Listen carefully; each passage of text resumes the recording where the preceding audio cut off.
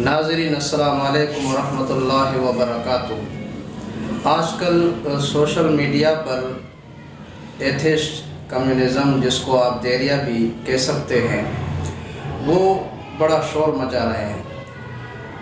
طرح طرح کے شکوک و شبہات لوگوں کے ذہنوں میں ڈال رہے ہیں اور عجیب و غریب سوالات لوگوں سے کر رہے ہیں عقل کے ذریعے سے، کہ ہماری عقل یہ کہتی ہے کہ خدا نہیں ہے۔ اگر خدا ہے تو کہاں ہے؟ نظر کیوں نہیں آتا؟ مسلمانوں پہ اتنے ظلم ہو رہے ہیں، خدا کدھر ہے؟ کیوں نہیں آ رہا ان کی مدد کے لیے؟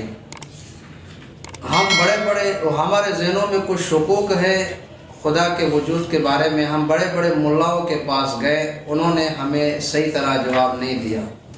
یہ ان کی باتیں ہیں۔ سب سے پہلی بات تو آپ یہ ذہن نشین کر لیں کہ دنیا کے اندر جس طرح ہر چیز کا ایک اصول ہوتا ہے، اسی طرح خدا کے بھی کچھ اصول ہیں۔ اللہ نے اصول بنائے ہیں۔ دنیا کے اندر کوئی انسان بیمار ہوتا ہے تو وہ یہ چاہتا ہے کہ میں اپنی بیماری کا علاج جو سب سے بڑا ڈاکٹر اور اچھا ڈاکٹر ہے میں اس سے علاج کراؤں، جو اس بیماری کا جس کے پاس علاج ہو۔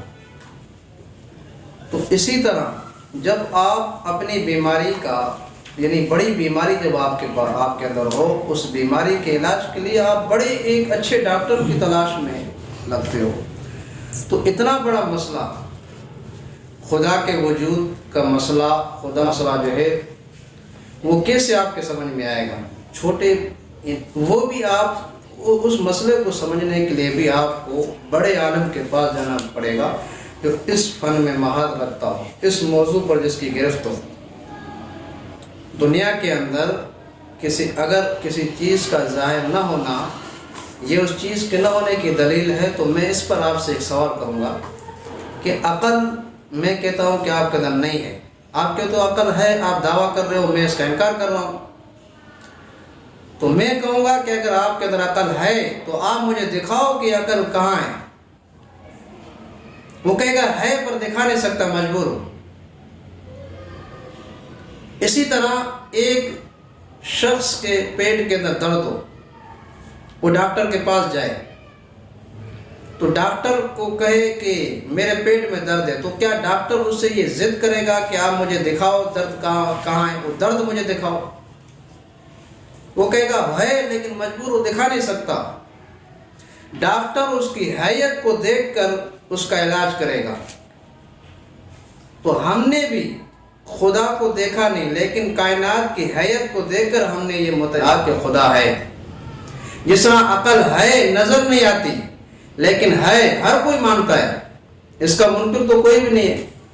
اسی طرح خدا ہے لیکن نظر نہیں آتا۔ جس طرح ہر چیز کے نکلنے کا ایک وقت متعین ہے، سورج مشرق سے نکلتا ہے، صبح کے وقت مغرب میں ڈوبتا ہے، چاند کے نکلنے کا وقت متعین ہے، ستاروں کے نکلنے کا وقت متعین ہے، تو ہر چیز کا ایک وقت متعین ہے۔ اسی طرح ان یوم الفصل کان میقاتا، خدا کے فیصلے کا دن بھی متعین ہے، جس دن وہ آئے گا، جس دن وہ ظاہر ہوگا، سارے لوگ دیکھیں گے۔ تو ہمیں ہماری عقل نے بھی بتایا اور ہمیں خدا کے کلام نے بھی بتایا کہ خدا ہے۔ ہم نے دیکھا کہ جس طرح دنیا کے اندر ایک گاڑی ایک ڈرائیور کی محتاج ہوتی ہے،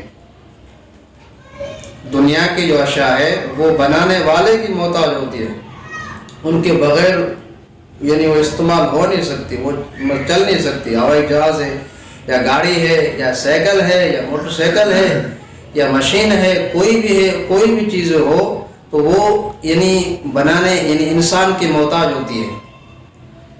تو اسی طرح اتنی بڑی کائنات بھی کسی طاقت کی محتاج ہے. وہ طاقت کون ہے؟ وہ خدا کی ذات ہے. اگر آپ کے ذہنوں میں یہ شکوک اور شبہات ہے خدا کے بارے میں، تو آپ بجائے سوشل میڈیا پہ فضول بحث مباحثہ کرنے کے آپ کسی اچھے عالم دین کے پاس چلے جاؤ جو اس فن میں مہارت رکھتا ہو. کالج کے اندر جب آپ جاؤ گے، مختلف اساتذہ ہوتے ہیں، سبجیکٹ ہوتے ہیں، مختلف سبجیکٹ. آپ اگر سائنس کا مسئلہ کسی استاد کے پاس لے کے جاؤ گے، وہ آپ کو کسی اور استاد کے پاس بھیجے گا کہ اس کے پاس جاؤ، وہ اس چیز پر بڑی مہارت رکھتا ہے، وہ آپ کو بڑے دلائل سے سمجھائے گا. اسی طرح علماء کے بھی مختلف سبجیکٹ ہیں جو اپنے موضوعات پر ہر ایک عالم کام کر رہا ہے. تو آپ کو اس کے پاس جانا چاہیے جو اس سبجیکٹ پہ کام کر رہا ہے. وہ آپ کو بتائے گا خدا کہاں ہے، خدا نظر کیوں نہیں آتا. تو یہ اصول جو میں نے بتایا یہ یاد رکھ لو. کسی چیز کا نظر نہ آنا یہ اس کے نہ ہونے کی دلیل نہیں ہوتی.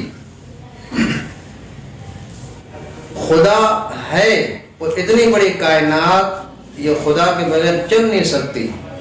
تو یہ بات تو اکثر سائنسدانوں نے بھی مانا ہے کہ واقعی کوئی طاقت ہے جو اس کائنات کو چلا رہی ہے.